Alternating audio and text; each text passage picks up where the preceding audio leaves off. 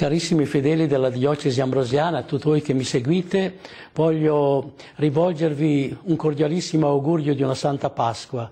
La Pasqua è la rivoluzione storica più radicale e più bella che esiste, perché ci ricorda, anzi ci fa incontrare con Gesù morto per noi, che non è stato poi prigioniero della morte, ma è risorto a vita nuova e vuole renderci tutti quanti partecipi della sua stessa vita, la vita di figlio di Dio. Questa è la nostra dignità e questo è il nostro impegno che siamo chiamati a vivere ogni giorno nella preghiera, nell'incontro di fraternità con le altre persone, nella disponibilità a venire incontro soprattutto a quanti incontriamo e si trovano nella difficoltà, nella indigenza, nella povertà, nella malattia. Davvero noi possiamo e dobbiamo continuare questa rivoluzione d'amore che è la Pasqua cristiana. Buona Pasqua davvero a tutti e a ciascuno di voi.